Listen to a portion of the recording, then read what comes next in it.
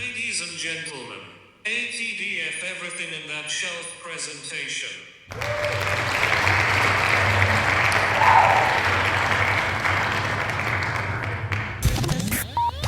You're now rocking with TDF everything.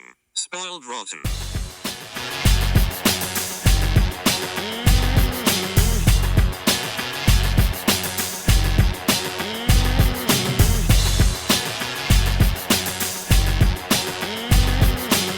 Spoiler alert. Welcome and welcome back, everybody. Hey. It's me, Daniel, And this is Ben on Spoiled Rotten. on that shelf. Boom. We are here to do episode 4 of Secret Invasion, Beloved. Beloved. I'm really liking that it's only one word. I feel like now that I've said that, they're going to start making like sentence Oh, I really hope not, because I was thinking the same thing. The one-word episode titles. Very, very much so. Yeah, I like it. Okay, well, we start off with what I think we talked about, which is obviously Gaia. She's not dead. Yeah, she took the extremis. Yeah, she pulled a hoax on him. Well, I don't know if she pulled a hoax so much as like it just brought her back to life because it's extremis. Oh, totally. But like, it's like she had the foresight, and I like that it showed you how to look. She didn't just look for the codes. It seems like she was like, what else is going on here? Yeah, let's do this. Let's get in on this action. Which good for her. I mean, like, it's perfect. It's great. And I'm like, what else did she get? You know what I mean? Because we don't spend much time with her in this episode. As I was saying, it would have been. I feel like it would feel less disingenuous if that was all part of the same episode. If they did that and then just showed you like, hey, like she took it. Yeah, and then it's the whole trying to make us talk about it for a week thing that I find disingenuous. Yeah, I'm just like, this is the worst hoodwink of all time. Yeah. You're not pulling one over on us, Marvel, not this time. But she's alive. And well, she might be the only person alive in her family at this point, but at least she's alive. She did it. But yes, as you said, we get to see her go through that Dalton woman's mind and be like, oh, okay, that's how you use the machine. And that's what I'm going to do. Yep. Makes perfect sense. The extremis makes her alive again. Great. Then we go to 2012, Paris, Nick Fury. Post-Avengers I'm sure battle. There's a lot going on here, but I feel like basically they're introducing you to the idea of, maybe they're not, but it seemed to me as if last episode was a lot of, oh, look at what the Skrulls do for Nick Fury all the time, but it feels like they're making it a point of the events of 2012 Avengers was actually him working with the Avengers. That wasn't like secretly Skrulls doing stuff, or at least to Nick Fury's knowledge. So maybe just showing something he did actually get done on his we saw the events of the movie, like we saw what he did and didn't do, but like that this wasn't him with his secret operative Skrulls working behind the scenes. Yeah, it was definitely him proving something to the Skrulls, I think. Like the idea of like, they're like, this Fury guy is not really getting the job done. Oh, he pulled together the Avengers. Maybe he's got something in him. And he's got the world. Like, exactly. Oh, okay, he can. Like that explains why he didn't really put this on his to-do list right away. Okay, that makes sense. And now he's just, maybe we believe in him. And I think that's kind of what it was supposed to be, because I like the contrast of him with swagger. You know what I mean? It showed the I can't remember the Skrull name, but Priscilla. Yeah. Seemingly being like impressed by talking about what she would think of someone who was able to pull that off. Yeah. Like that she had to use another person's words to do it. Yeah. It's great. And knowing where that content's coming from, it's like, oh cool, this is it's coming from a situation where this is a poem of a dying guy. It's like it's a doomed relationship, all that kind of stuff, and it wraps up pretty good. It's introducing the poem that they cite at the end, but obviously, which is it still feels meaningful in the moment. Like it doesn't feel absolutely like, oh, okay, I guess this is going to come back later. Yeah, you can obviously know that it will be, but it still feels. It's what I like about the show, like the scene to scene, like the scenes feel grounded and meaningful without too much of it being like, oh, this is for later. Absolutely, because it shows you like even the very minimum, like this does mean something. And like after this is Fury coming to her at one of his finest moments, right? Which doesn't always mean like, oh, I'm only coming to you for help. I'm only all this kind of stuff. He's not gloating and all this kind of stuff, but he's got swagger about him in this kind of sense. But it's just the idea of this is a different side, that contrast of this is how far he's fallen or what the perceived image of Fury once was. Right, I like really like it. you're maybe not the height of the relationship, but you're certainly Right. seeing them on the incline. Absolutely. And obviously present day stuff is the decline of Mm-hmm. the relationship. But yes, Mm-hmm. this is the sexiest it's ever felt with them. Like Yep. the intimate, the most intimate, and all of that stuff Mm-hmm. within that scene. Yeah. Then we move on to it's weird. I saw some people doing reactions after we recorded to episode 3, and one of the people reacting was like, maybe it was a bit and I just missed it, but they're like, no, that's not Rhodey on the phone. That's not Rhodey saying meet me at the church. And I was like, Mm-hmm.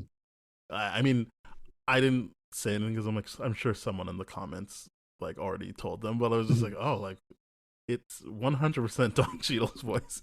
But yeah, this is the confirmation for anyone, because I see a lot of people be like, oh, hey, the episode finally confirmed it. I'm like, I feel like episode 3 was the confirmation, but yes, the visual of it, of seeing Don Cheadle's James Rhodes show up at the church, is confirmation that he is a Skrull. And in the shower scene. And here's the thing, I'm one of those guys that's just like, I'm not good with voices unless it's like distinct. You know what I mean? So that's why sometimes I do rely on, I like the subtitles when they're there because it does confirm and tell me who it is. And I'm like, yes, okay, awesome. Because I wouldn't have known that. I would have been like, ooh, who's that on the other side? And of course, someone pointed out it's Don Cheadle. I'm like, well, damn it, yeah, of course. So I would definitely have that genuine reaction, but not really be like, no, you don't know, and you don't know. But I think it's interesting that I'm like, okay, the reveal here is that Rhodey has been played by a female Skrull the entire time. Right. We're not there yet. That's a while still. All we know is isn't that? Oh no, he does get to the church first, right? Yeah. Okay. So this is he's just in full on bad guy mode at this point. He's like, okay, I kind of love it. Like, it doesn't really matter like what you like. Priscilla's basically like, hey, like what's Gravik doing? Like what does he want? And Rhodey's like, no, it doesn't matter what Gravik wants or doesn't want. I'm telling you to kill Nick Fury. That's what's happening. And at that point, we see that Nick Fury is actually listening in on this conversation. Not that Priscilla gave him a bug. Just he knew. Like as we said last episode, he already knew who the line on the Skrull high up in the government was. So here we are, and he's listening in, and as you said, like just the juxtaposition of like how close they were and intimate they were in Paris on 2012, and just like now she's off like talking to the enemy. And I did like at first when she's like, oh, Nick got fired, and he's like, oh really? And then he kind of just gives up on that. He's like, no, obviously I did that. Yeah, that was me. I fired his ass. Yeah. I mean, like, I don't appreciate his references. Like, I Undertaker him DDT from the top rope. I'm like, Undertaker does last ride from the top rope. He does not do a DDT from the top rope. This is some sus writing here. I don't like it, because it would have made sense that like they landed in the 90s. Like they would have been like, oh, we're refugees. What do we do? Watch TV because we got to hide, right? They would have known the difference. I'm like, this is either sus writing or just something being like, oh, he's a fake, he's a phony. But like, there's other commentary on what the white churchgoers are actually singing there, and I'm like, oh yeah, that's very inappropriately, but trying to make that point, right? So he says, you're at the end of the day, one of you has to die. So you choose. Like you can, it could be him, or I can come kill you, and then either way, it's happening. Again, we get to watch as Nick Fury hears Priscilla be like, oh man, like he's such a loser now. You don't even need to kill him. Like he's already dead. You could just let him be and let him retire. I know she's trying to save him, but yes, absolutely. At this point, him listening on this, it probably doesn't matter that she's trying to save him, because he's No. probably felt as out of step as she makes him feel, or as she makes him out to be. It was probably a very validating set of words to hear, He for was him to probably like, hear. oh boy. Like, It's like, boy, this is what people are thinking about me behind my back. Damn, this hurts. and yeah, Rhodey just leaves it at, you're doing a lot of telling me what you won't do, but I'm about to show you what I am going to do. If you don't do this. It's a good yeah, threat. like, oh boy. It's a good threat. Full on villain mode, like you said. Yeah, here we are. And I do like it. I do like it. He's having some fun with it, and I like the there's performance sass with it. Don't get me wrong. It's just I remember everyone who kind of does scoops being like, "Oh, it's going to be a heartbreaking reveal who the Skrull is in not Armor Wars, in Secret Invasion," and I think everyone kind of in the zeitgeist was like, "Well, it's Rhodey." And, but it was kind of heartbreaking just to be like, man, like, you are being such a shit about this. Like, it sucks to see you be the villain. Like, it just does feel, it's not heartbreaking and like, oh, this was so shocking. It's more just like, wow, like, this really is happening. This sucks. Yeah, it's just like, it's not a rumor anymore. It's here. Yeah. It's confirmed. And I mean, for Even me, I said I wanted him to be a Skrull just to like justify how shitty he was being. It still sucks. Yeah. But my thing is this: I wonder, like, at what point did he get assumed? You know, because he couldn't have been Skrull his whole life. You know, knowing that what's his face, Iron Man, Tony Stark, and him had such a weird relationship on screen multiple times through multiple movies, but they did have a friendship. That's not why I think he can't have been a Skrull the whole time. I think because it's just simply he's acting differently now. Yeah. If someone was like, "Oh, he was the whole time," I'd be like, "Yeah," but now he's like really leaning into it. Before he was like, why did he feel the need to be any other way? As we said, like, there's the things he's said up until episode 4 have been things you would expect him to say. But it's the tone he's using. So that's why I feel like it's different now. It's not like he's saying what Rhodey would say, but he's not saying it like Rhodey would say. There's a disdain and disrespect in what he's doing now versus all the other times we've seen him. It's true. I could see him be like, I'm still friends with Tony Stark, who's kind of a dickhead anyway. Like, it's like if their whole thing was like, oh, we're gonna destroy the Earth, it would be like, yeah, why not be friends with the guy who's made most of the problems for Earth in this universe? Well, yeah, that and the idea of like, yeah, let's be in the U.S. government, let's influence the president, like because being I'm in president the government and harder. I'm friends with the guy who makes all the weapons, like that. Yeah. That part, and I think both of us agree that they haven't really done a great job of always showing them as best friends. Yeah, the way Endgame works, you're just like, yeah, they were best friends, whatever. Like that. Yeah, just tell me. The point. It's just now he's different. I feel like so, and I would hope that they would say this was something that happened after Endgame, just to justify the difference in how he's acting with people.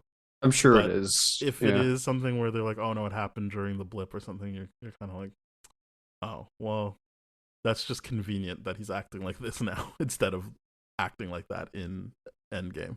Yeah, it would be post Endgame for me. Would be the most convincing argument, and it would have been like I would expect some sort of episode or like scene that shows you when the whole switchover happened or something like that. Like maybe at this point, maybe it needs to be explained in Armor Wars, and like maybe he like the whole. One of the big things in here is that Fury gets Rhodes actually back from their compound or whatever it is, and says like, oh boy, for a guy that's, you know, walking with the assistance of machines, you also got radiation poisoning now, so yikes. I think, do you think we'll go there in this? I don't know. I mean, I know in the comics you have to read like supplementary material to find out when people switched, right? But the director kind of made it seem like all those questions would be answered, so I don't know. I mean, overall, I am enjoying this, but I am also very aware that it's a Marvel show, so yeah, that means that they don't actually have to explain anything in this. It can be explained later because Yeah. that's just how the MCU works. Yeah, because to me, one of the big things that is going to be weird for me being like, okay, because they turned Armor Wars from a series into a movie.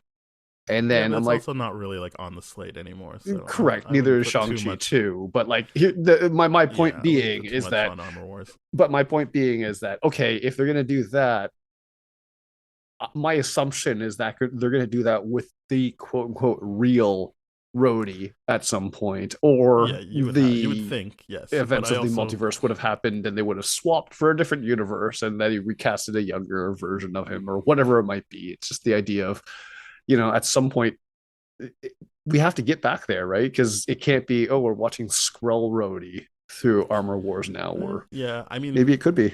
Maybe they sell us on I the can see emotions of it. Armor Wars being a movie that just never happens. But I agree. Like your Shang-Chi point, 2. yes. No, I think that will happen. They're too I invested genuinely in the do director. not think that would happen. I think No, they give him a won't. different They project like instead. Daniel Destin Cretton. That's definitely happening. Yeah, but I don't think they like the prospects of Shang-Chi too. Either way, it's just I don't know why you're saying that. It made a lot of money, so I don't really. no, I because think they're worried about the Kang of it all, and that's why things keep getting True. pushed. But I don't think that's a good happen. point. Yeah. Yeah, but yeah, it's because Sumu recently tweeted about it. I'm like, oh, that sucks. Sumu does a lot of stuff, but I think much like most actors in the MCU, you can only take what they're saying so far because they're not the decision makers. That's true. There's me projecting trust onto him. Either way. Back to this show. Yeah. But yeah, I wouldn't be too worried about Shang-Chi too. Yeah, sorry, that was my ADHD moment. Yeah, so that happens. Mm-hmm. Then we switch over to Gravik getting ready to do his Russian attack. Yep. And I always want to say the guy's name is Pagan, but I just want to say number 2. His number 2. He's number 2. His number 2 is like, can't you see? Like, it's obvious who the mole is. Gaia's not here, and he's like, I mean, she is the mole, but also I killed her, so that's why she's not here. Yeah. And I'm like, oh, Gravik. This is like the first time I'm like, oh no, you're wrong. Like, he's not wrong. He did kill her. She's not there, but it's like, but she is. You're gonna look dumb. You're gonna look dumb later in front of all your friends. This is gonna be annoying for you later. Yep.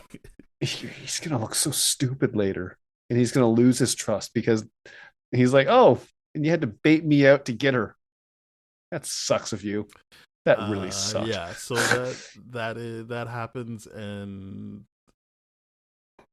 also he makes a point of being like, and remember, it's Russian, so make it big and loud. Because he's being like Russian. I don't think it is American thing, but you know what? 100% it sounds like more of an American thing. But I mean, like it's just one of those things where like, and you hear an American saying it later on. It's like it's gotta be the Russians because he hears them saying Russia, like Russian words and stuff like that. I'm like, that is a fair assumption that no matter what, as long as they hear Russian, they would just assume just because they're American. And because of the bombing that was linked to American 100%. Yeah. So, but yeah, that's a little, I guess, an example of a scene where you're like, well, I guess this is just to set things up. Like, it's just like it's not a long scene at all. It's just kind of like, and there you go. Here's some information. Let's keep it moving. Which is fun. I think this was one of the stronger Gaia Talos scenes. Oh God, on the bench. And I forget she gets this part of the episode. Yeah, she's like, Talos is kind of like, oh, I'm so sorry I brought you into this, and she's like, I don't need apologies. I need a plan. Like, what is your plan for us getting a planet? Yeah. Because I think she's kind of moved over to, well, not kind of, she has moved over to the idea of like, it's not going to work here. Let's just go find a planet. Like, that was the original plan. Like, you're sticking with Fury, whose plan is for us to find a new planet. What's the deal here? And I've seen people, maybe it is a flaw in the script. I don't think it is. I think there are a lot of people like this. And Talos is kind of just like, oh, well, the plan is to save the day, and then all the Americans will like us, and hopefully all the other leaders will see that we are good people, and this is what we do. We help, we don't hurt. and we'll have amnesty until we find another planet. And she's like, He's oh my goodness, yeah. no, stop this. Like, Yeah, he's like, oh, your plan is to play the model minority card. yeah, That's cool. That's like, great. we'll just keep Thank showing you. them what we do. And she's like, well, how about that's not what I do? How about Yeah. that's not me? Like, Yeah, that's not because who I am. yeah, it's not like this planet hasn't heard of slavery there, Dad. Like, Yeah. cool. Yeah, you keep showing up what we'll do So you're for free. delusional. You're so and I really like that she says that. I'm like, yeah, that is one of the most delusional things I've ever heard. Let's just keep doing nice things and then be like, surprise, it was us the whole time. We're gonna shapeshift in front of you now. That's gonna work well. Yeah. And we've been living here without passports or papers for the last 20, 30 years. And taking up spots in your government. And taking your jobs. And influencing political powers, Yeah. world health, like NATO and all that. We're just casually doing that. Like that's how we're gonna do this. In a good way, don't worry. Because these people don't see things as a monolith. Yeah, exactly. That's been the issue I've had, and again, I don't have an issue in terms of why did they write him this way. It's more just I like Talos, but you gotta realize the situation you're in. Yeah, you gotta wake up. It clearly, and here's the funny thing is, it's like, oh, this scene perfectly does make me understand and agree with the council why they kicked you off in the first place. You're too soft. Yeah, that was so soft. That's not a plan. It's not a good plan. That's a terrible plan. And it's also just like, my plan is just to keep helping. Like, how it's not proactive. It's like, why would that be something that inspires people to follow you? But it's just one of those things where I'm like, okay, and this is the problem, right? I have one of these things where Talos, the previous episode, was like, good for you for standing up for yourself and calling out Nick Fury in the bar and doing all this kind of stuff. And now it's just like, my plan is empathy without borders. We're just going to give until there's nothing left. And then we will have a home. And I'm like, you are so inconsistent here now. It's just terrible. And I'm like, you can't really think that. How is he inconsistent?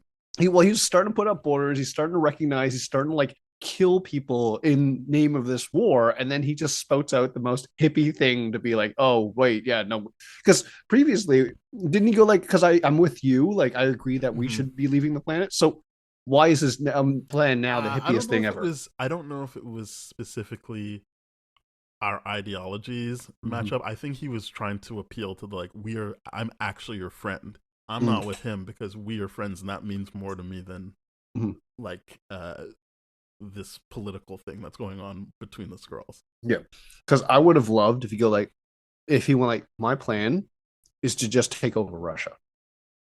Because if he just took over Russia, right, we already have spots. We already have everything. It's just get everyone to one spot, and then we'll stop doing shit. It's not like the Russians care. And like, I would have loved if that was the consistency, right? Like he's like, oh well, I don't have to hurt people I like, and obviously taking over Russia would mean you'd have to hurt some people like that's you're saying you like. Right. His whole thing is, why don't we just wait until they realize how good we are? And that's what he's trying to do, and that's what Samuel Jackson is like, he can't do that. And so he's given up on the idea. You're right that he's killed people, but he hasn't been like, oh, I have to, like, if my ally fucks me over. It's like, no, this is the enemy. I'm just not going to try and save them. And now if I have to kill, I have to kill. But so he's getting there, but I don't think it's quite inconsistent yet. So you don't think his philosophy has shifted? You just think his actions to get to his philosophy are justified? His whole thing for him, he's gotten to the point where he's like, yeah, like I need to. I can't look at all Skrulls the same now. And so that's why he says to Gravik, like, you guys are rabid dogs that need to be put down. So I think if you're willing to say that to a Skrull, then yeah, like, in a Skrull that you have that kind of history with, like, yeah, as a kid. They haven't really got to it, and we're already on episode 4, but if Nick is Gravik's, like, father figure within this situation, then Talos must be, like, an uncle. Yep. So if you're willing to say that to like your nephew figure, then yeah, I can see you taking out some guards that you don't really know, or like taking out Bob in episode 3 to be like, fuck this. But I still don't think he's shifted all the way to like, yeah, fuck everybody. I think it's just, I save the people I care about, and that's and everyone else, if anyone who's against that, yeah, maybe they have to get put down. So here's the thing, and actually, you know what? I want to ask you a question because we talked about this a few episodes ago. Why would Gravik choose to be black? Mm-hmm. Right, and I'm thinking about this, and when you bring up this point of a father figure of Fury and Gravik, I'm like, okay, did he choose to be black out of respect for Fury or as some kind of thing? Because it's Priscilla or whoever the scroll is outright said like, yeah, I used black skin to get your interest and all this kind of stuff, and I was just like, interesting. So they're using race as a weapon. They clearly are aware of that. That's very interesting. Was he using his race as a sign of respect? I can tell you the actor said there's no point in looking into it. Okay. But as I said, he can tell me all I want. Actors have their own process. That doesn't mean that that's what's written into the script or all I can say is maybe he knows that he didn't audition with a bunch of other people who look like him, and maybe he was like, oh, maybe I was just the right person for the job. Right. Yeah, maybe true. Yeah, it was like, yeah, there was a Japanese. He's like, there's not enough time in this show to look into that kind of stuff, and so for him, that's not a factor. Why is like the reason Gravik is black? So I think that's okay. Having not heard from anyone else associated with the show, and the fact that we're going into episode 5, I can see it just being, look, a bunch of actors got a chance to audition for this, and he was the best one for the role. Yeah, fair enough. Normally I wouldn't say that, but if the actor is saying it, and we're way too far into it for there to be any meaningful exploration of this, it doesn't seem like we're gonna get meaningful. But I could be wrong because they got into it with Priscilla this episode. It's just. It just feels like once you get into episodes 5 and 6, you can't really slow down, but we'll see. I agree. I mean, after the attack later on, it's just like, yeah, this is now where I hope all the other people are being like, oh, he's badass Fury again, and all that kind of bullshit that they needed for their insecurities. Yeah. So Fury and his wife are sitting down, and this is definitely one of my favorite scenes of the show, like by far. The honesty in this, great acting by the woman playing Priscilla. I think her name's Charlene Woodard. Like just the way she's reacting with so much pain to like the things that Fury's saying, and the pain in what Fury's saying, like as he's delivering it.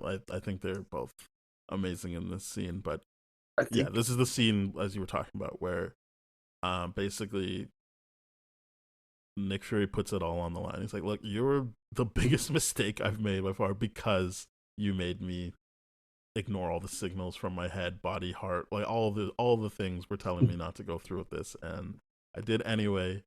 And like he says, like, and even now that I know that you're planning to kill me with the pistol under the table, like, I can't say that I would do it any differently. Yep. Before he says that part, before he says that though, just the look on her face as he, it's all great stuff. Best reactions. She does the best reactions to someone that's being so.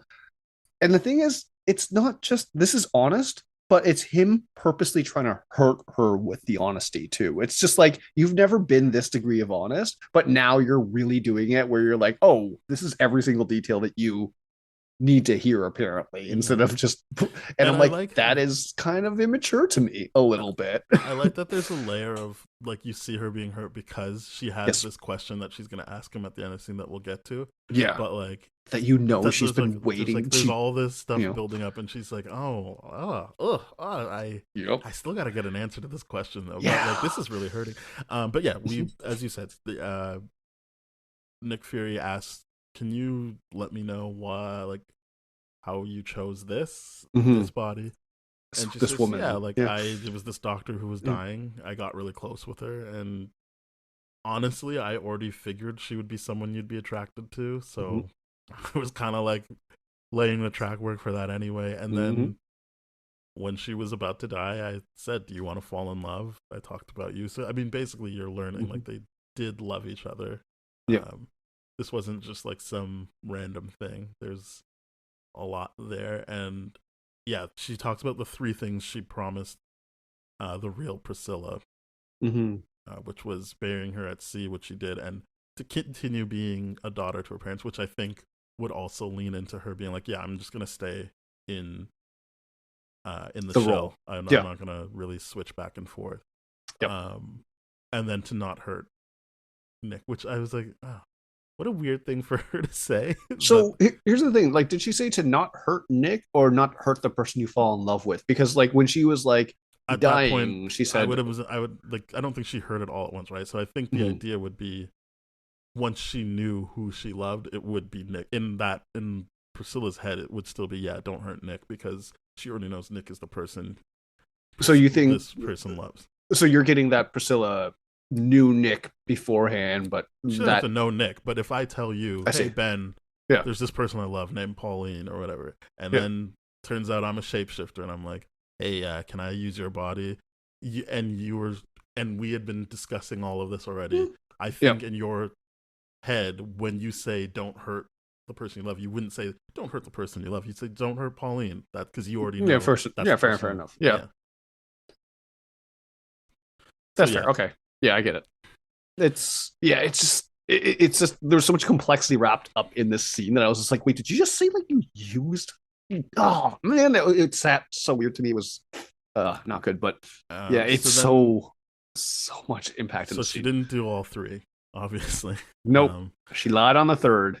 Yeah, she couldn't. Well, she couldn't deliver on the 3rd. I don't know if she lied. I don't think hurt she went into it. Yeah. It's just the fact that knowing she was going to. I don't think that's something you could ever fully commit to, but she did.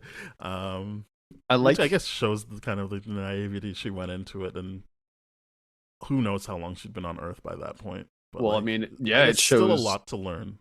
Yeah, it shows Nick's naivety too. I'll get to that. I don't know how much. I think it might not be the right word, naivety. Yeah, because I've seen people's take on how this scene goes, and I'm open to that being true, but I don't quite feel like that's what happened. Right. So yeah, they do the poem again, which I think is amazing. It's kind of like a countdown. Yeah, like bookending the relationship. Yeah, when very nice. They shoot each other. Well, they don't. They shoot at each other. Air quote. And I thought that was just really well like it was just a really well directed and acted scene. Yes. The way that like pans away so you can be like, obviously she didn't kill Nick Fury. I don't think that the show's trying to make you. I think you're supposed to be like, oh, he brought his gun out too, so now she's dead. But that's why I think coming back to her first is so smart. Like for her to be like, oh, I'd like to use like a Hamilton term, like, oh, he did throw away his shot. Oh, okay. And then you hear Nick Fury before you see him again, and then you see where she shot as well. Just like it's a nice moment of like, oh, I don't know if what this says about us, but here we are. We're still alive. I love that dialogue that he gives. I love it. It's great. It's like we should either go ahead and get divorced or renew our vows. I'm like, that is great. That's a great thing to say. Yeah, I really like that. And then he's like off to go do Nick Fury stuff. Fury and things. She says, would you have still loved me if I'd never changed? And ooh, yeah. I think I saw people be like, what a dick move to tell her, like, we'll never know. And I'm like, what do you mean? Yeah, I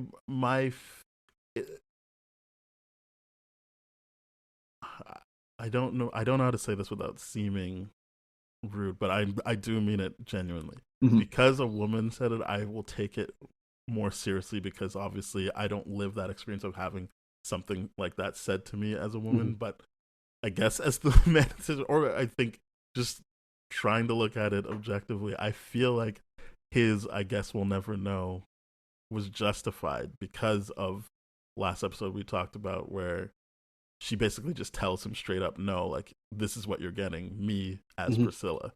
So he never, that was not a conversation about would you rather me like this or in scroll form. He didn't get to choose. He was just told these are the rules of engagement. I'm going to be Priscilla. Yeah, we're in deep cover.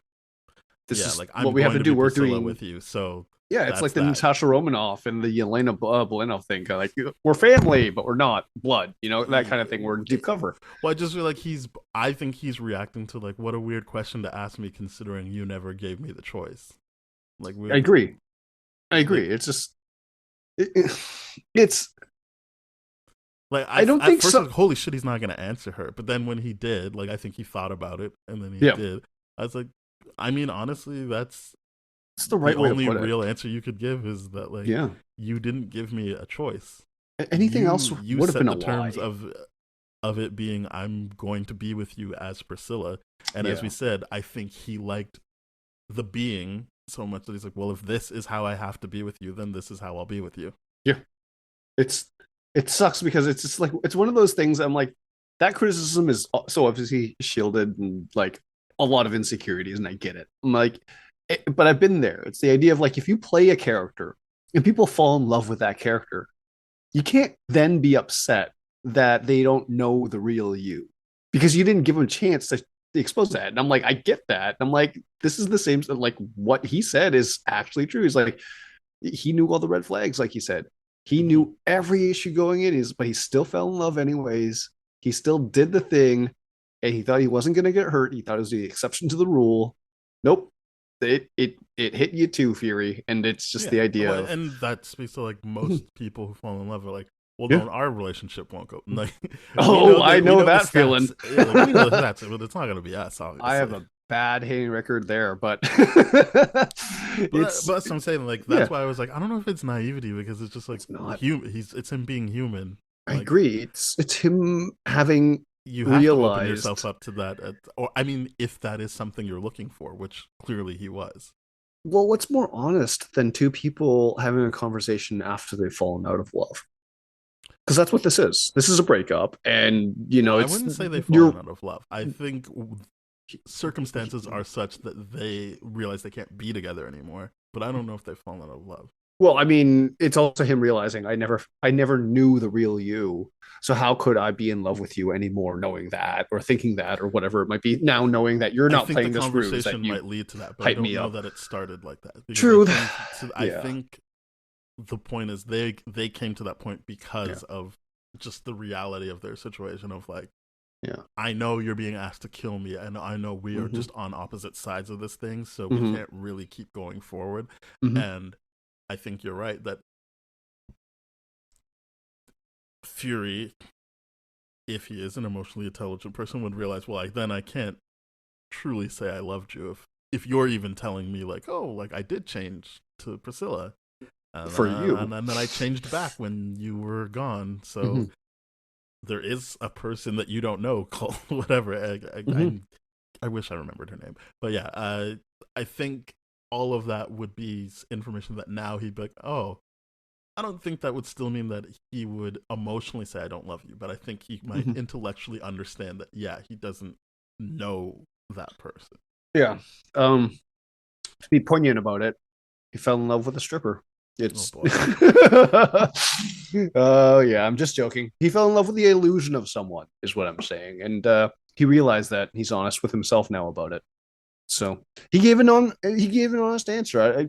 And to be fair, this series has established him as Dick, a villain, and it has established him as, in what I certainly believe, he's been established as inconsiderate and someone that uses people, dickish, selfish, egotistical, all of those kind of things. But the idea that he, even in his honesty, he chooses, like I believe his cruelty is in his honesty through that. This is the mistake I made, all this kind of stuff, and that hurt way more than what this was, because it's true. He just called her out on her own shit. It was like, you didn't give me a chance to either. Yeah, I think that's the calling out. I think, yes, he's hurt. But he's also trying to actually give her a true view of how complex this is. This isn't, I'm mad at you, fuck you, we're done. This is, I understood that something like this could happen, and it's like, I still wanted to be with you, and that's fucked. Like, that was a mistake I made, but I still wouldn't have changed. Because I think the woman I saw, Maud Garrett, was talking about like, well, you can't say like I wouldn't change anything and then give her the I guess we'll never know. And as I said, I can't fully be like, oh, you're wrong, but it didn't feel like he was wrong to mention that. As I said, he's giving her the full picture of how complex this is. It's not. Yep. I don't feel, even as you're talking, I don't feel that he's using this to position anything. I think he's hurt right now, and we've seen him already see how all of his relationships that he never fully valued the right way, at least to the people who were in the relationships with him, regardless of how he felt internally. I think this is another time where he's feeling that, but he has an opportunity to actually express what's going on in his head, as opposed to kind of doing it with Maria Hill and not really doing it with Talos, but at least giving Talos what he needed to keep going. I think this is him being like, well, this is the being, because I know she's a Skrull. This is the being I fell in love with. This is the being I wanted to share to as much as an extent as Nick Fury can share a life with someone who I wanted to do. So I will let her know what is going on inside of me. That's why I like this scene, is that all the stuff we've talked about in terms of, yes, he's doing a lot of hearing how shitty he is. This is him sharing a bit more, and to an interesting it's a character we've never met before this show, but it still feels this meaningful and powerful because of the work that the actors did beforehand.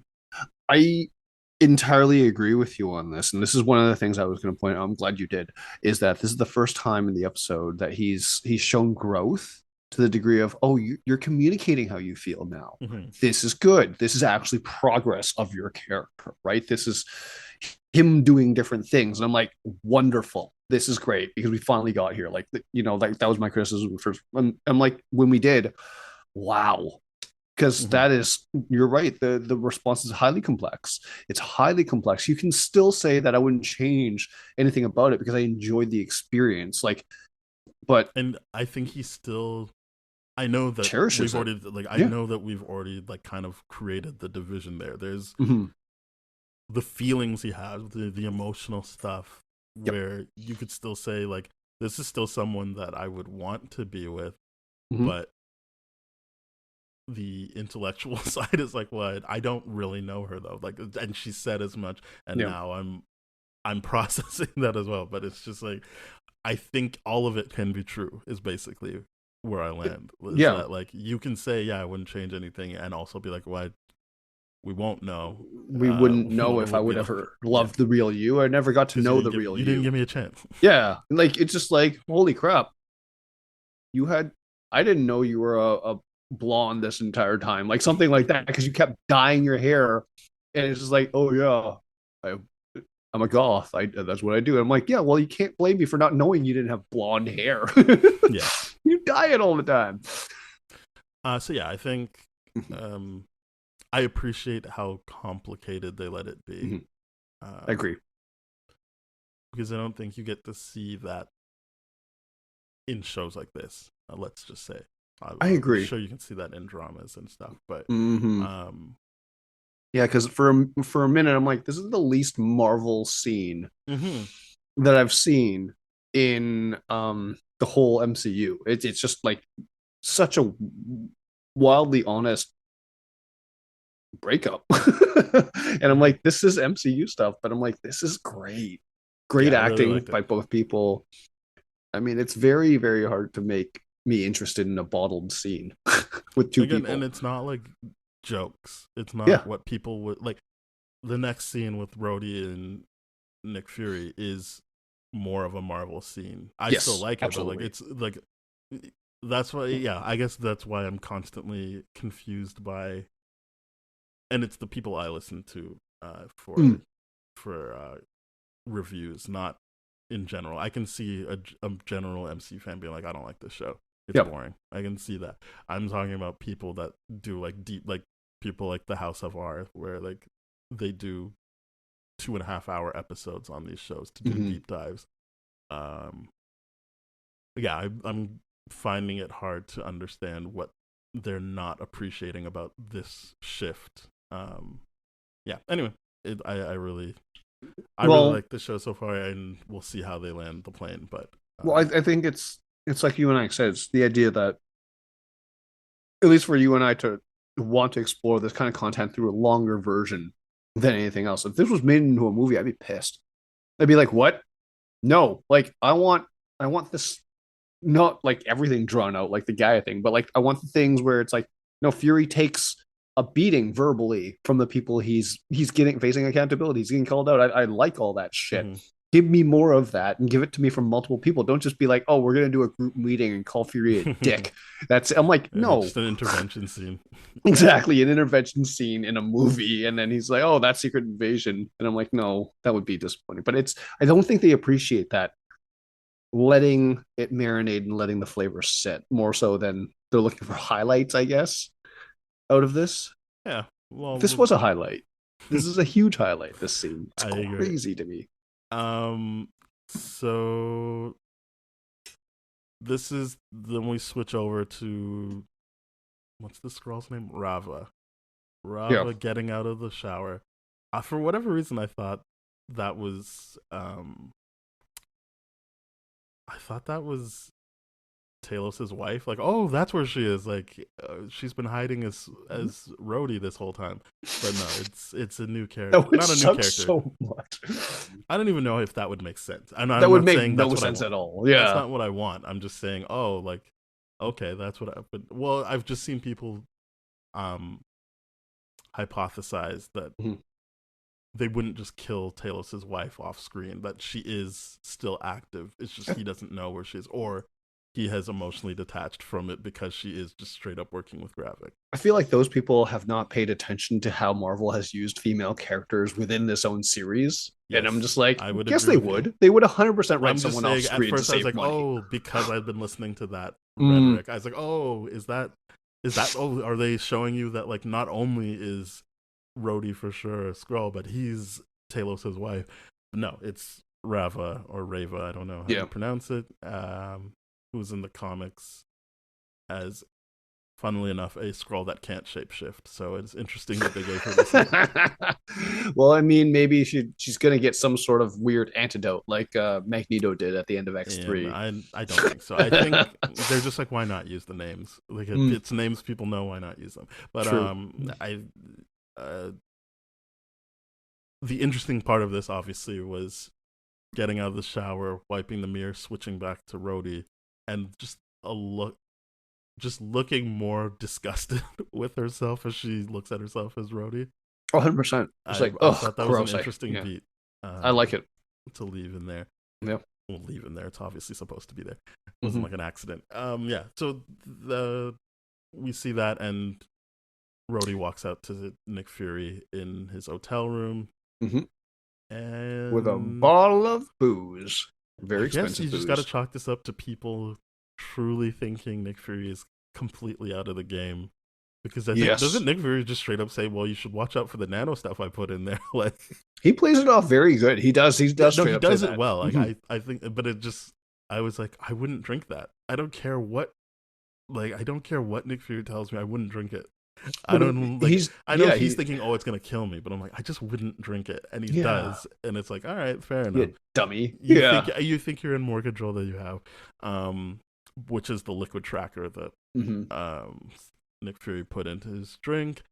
I love the part where he's like, "Oh yeah, there's a Skrull really close to the president, and all you got to do to make me be quiet about it is give me my job back." And this is exactly why you get Don Cheadle in your stuff. It's just the way he was like, "Can I make a counter?" The way that's all he had to say, and I was like, "This is amazing." And he goes and shows him the footage, and he's like, "That's you killing Maria Hill. So how about I just don't tell everybody about this?" He's like, "How about I sweep this under the rug instead?" Yeah. And you get out. And I'm like, "This is get your old ass out of here." Yeah. Fury's doing such a great job of playing up this scene. He's like, "Hey, I'm kind of like a bum now," and like I got the feelings, and he's doing a great job of it. I love it, because obviously Nick Fury doesn't need his job back. He already said that. Like he said, like you could strip everything away. I'm never gonna stop doing what I do. Yeah. So like, as you said, I think it was good that he was really playing it up like, oh, this is my big shot and I'm gonna take it, and to let Rava feel like this idiot. I got him right where I want him. Yeah, it's like I played you good. It's like, you bumbling old fool. I will drink your very expensive alcohol and not know exactly what it should taste like, and therefore not question the fact that that tracking device is in there. Because I can't imagine anyone knowing what that would taste like. Be like, hey, something off with this. Yeah, exactly. So that happens. I like the scene. It's just not as powerful for obvious reasons as the Fury and Priscilla. Then we basically get into Gravik attacking the president's convoy. And I was thinking, I hope this isn't a case of Rhodey being a Skrull the whole time, because this is exactly what happened to his friend Tony Stark, like getting attacked in a convoy like this. And you'd think they would be a little bit more respectful of something like that, but it's like, that's why I'm also hoping this was post Endgame for the Skrull. Not like, it just feels like the way they shot it and everything is like, yeah, that's the beginning of Iron Man. Yeah, and that was an issue for. And I know people like to make the joke that it's a different actor, but if we're taking this seriously, it's the same character. It's not a different character. But yeah, I really liked the choices they made in terms of how they showed the action in this. I thought they had great camera placement and movement, and the Groot arm. Yeah, I'm gonna Groot arm you. We get to see Groot arm. Yep. Or at least, like, there might be other parts of him that are Groot too, but we'll see. We get to see his Groot powers, I guess we should say. See Groot powers because Gravik gets in there and they're shooting, and he's like, I'm just gonna use my arm. And Talos really commits to trying to help the president, and he's knocking on the bulletproof. I guess another thing I enjoy is that they've already set up the strength of Skrulls, like when the way he easily grabs the chainsaw, like the way he's knocking, like, okay, like it's not like he can just easily smash through that either. Like he has to work at it. He is distracted. Number 2 guy shoots him. Yep. Wish we knew his name, but I'll never look it up. I'm never gonna look it up. It's a shape-shifting thing. I'm like, nope, you don't get that. Yeah. So he gets shot, and they have this great thing where he's like, truly, I think it's a nice metaphor as well. Like this, he's half Skrull, half human at this point, and he's desperately trying to do the thing that would help the humans.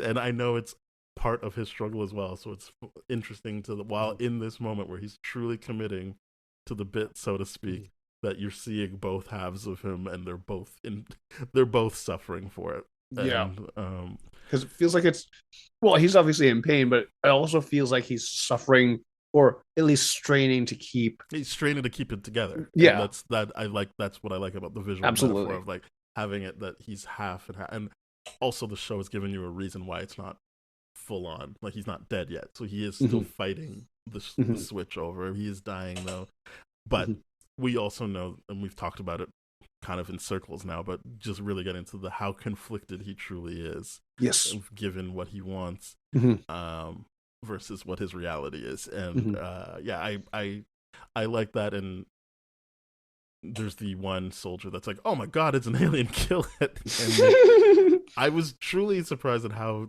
and I don't mean like, oh, they really like gave him plot armor, because he ends up dying. It was more just that Nick Fury was willing to actually put his body in front of Talos and like use his body, like when you talk about being an ally and like actually putting yourself in the way of danger.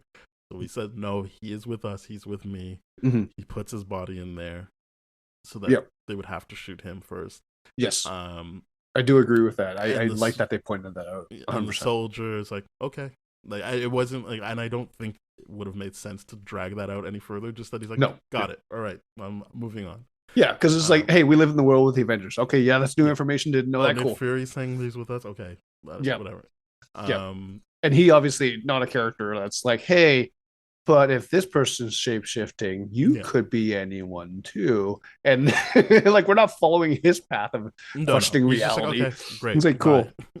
But Gravik sees that and unfortunately changes into that person. Yep. And Gravik's smart. That was a very smart move. because it tricked me at first. I was like, Oh, like, 100%. like, he really took that seriously. That he's gonna help Graphic now. Wow, okay, that's perfect. But love that Fury is saw not that. completely out of it because he's like, no. It's like, Put no, him you were down. gonna kill him before. You're not gonna put him help him now. No, Put him down, please. I like this is like Fury getting back on the game. Like, Yeah. I like it. It's good. And of course, the rocket launcher thing. Yeah. Yay for Fury. Another callback to Avengers. Yep. He did that in Avengers. Yeah, but I think, yeah, so the interesting thing here is, and I would say this is something they probably should have got to a bit early. Maybe we've just projected that they were going to do this, but if this is somebody that Gravik, obviously not now, but at one point saw as a father figure, they haven't really used that. No, in no significant way whatsoever. Other than for me to be like, oh, that's why he would be so bitter about this. Yes, 100%. But they haven't really used any of that between the two of them.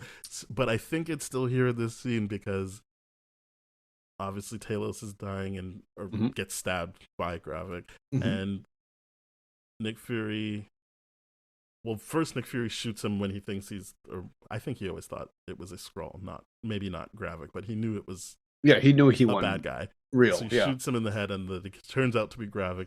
And I think boom, extremist. That look that Gravik gives when Nick Fury's like, doesn't stop me from wanting to shoot you in the face. So he just keeps shooting him in the face. Just the look he gives of like, so you're really gonna? So it's like that, huh? Like, all right, I'll see you later, motherfucker. Like, yep.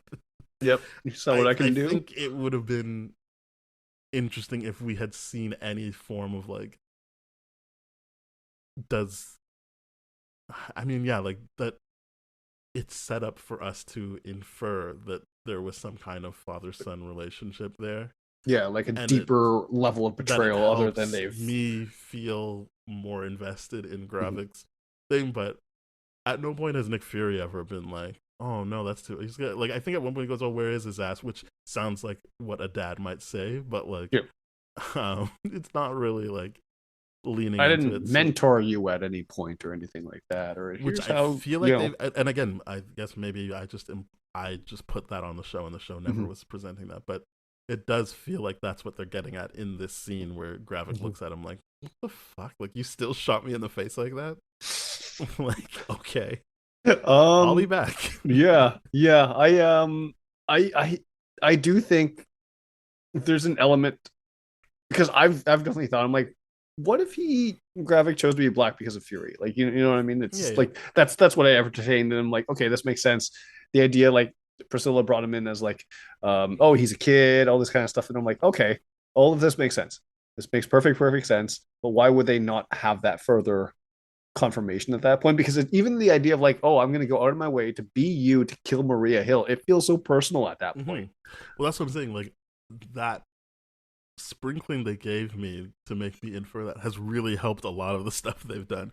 Right. I'm like, oh yeah, he's doing that because this is personal to him. It's like, Dad, you left and you abandoned me, so I'm gonna make you pay for that. Well, I mean, like, Talos is definitely doing a lot of the lifting there. It's like, hey, you left. In regards to actually addressing that part of it, but it's just like, we know, like, Gravik took it harder than everyone else when you left. Yeah, maybe Gravik just like ends up having a temper tantrum toward the end and being like monologues while he's like facing down Fury. They are going to fight each other, so I think there is going to be like the commercials. I haven't watched a commercial since like the second one, but like it did show that they were going to have a fight at some point. It'd be heavily disappointing if they didn't. Machine. Right. So I'm hoping something comes out there. There's definitely going to be dialogue that comes out there. Yeah. I should give the show credit. They've made good so far. I feel like even if he were to say like, you abandoned us and like all this kind of stuff, and with like all this, no, I need something from Nick. It can't be. You need something from Nick. Right. Fury. Sorry, I need something from Fury. I've seen enough from Gravik. I kind of feel like we're not going to get that from Nick though. Well, that's what I'm saying. I need something from him to like to confirm. Otherwise, it just feels like a one-way thing, and he could just easily be like, what? I think the whole show's trying to show us that, though. It's like, kid, I like talked to you like 3 times. Get out of my face. Yeah, and then I'm like, I feel like that is what the show is trying to tell us. Is like, no, he literally used this entire race of people, and all this kind of stuff. It's not like he would only saw Talos. He would deny the friendship he has with Talos. That's what I'm saying. Like, they're showing that yes, that is what he does. But when he gets called out, this show is about him acknowledging it and giving you something back. Right. Yeah, that's fair. Yeah, you're right. Seeing something from Fury would be very, very interesting in this. But yeah. Anyway, the unfortunately for us, the episode ends on Talos's dead body. Another one bites the dust, guys. Yep. This one real. This one real. This one ain't. I'm assuming yes. Yeah, I'm assuming this. I'm not saying I think he took extremis. I'm just saying like he did not take whatever extremis. they come up with, if he comes back to life, I'd be like, just feels like he was dead. But oh well. Yeah, no, 100%. He's dead. I just don't see a way that can, unless it's like they bring his body to the extremis machine fast enough, which is not doesn't make sense because he's not breathing already. So it's, yeah, he's already dead. So I'm like, the idea that they're making a point of showing us the consequences of Fury's decisions in this kind of thing, like save the president or save Talos, right now. In this is clearly what they're showing us. I'm like, no, if he's not dead, then it cheapens everything. He literally abandoned his friend when he needed him most, and that sucks because he abandoned the whole population too. This is the cherry on top for him. Well, that's episode 4, beloved. Yep, it's a good one. Yeah, I thoroughly enjoyed it. It was the shortest one, but I feel like this is our longest episode. So that should say something. I thank you very much for listening, everybody. We're part of the That Shelf Podcast Network with other great shows like Bad Game Movies, ContraZoom Pod, Springfield Googleplex. So please go to thatshelf.com. You'll find those shows, our show, more shows. And if you'd like to hear older episodes of Spoiled Rotten, please go to tdfeverything.com/spoiledrotten. Otherwise, we are on Twitter, Instagram, Threads, all at TDF Spoiled. So you can follow us there for updates and fun stuff. You can email us at spoiledpodcast@gmail.com. And please, we're on all the podcast platforms. So please rate, review, share, follow. Share with your grandma. Please share it with your grandmother, especially you, Robin. So yes. So yeah, we will be back next week. Bye-bye. Cheers.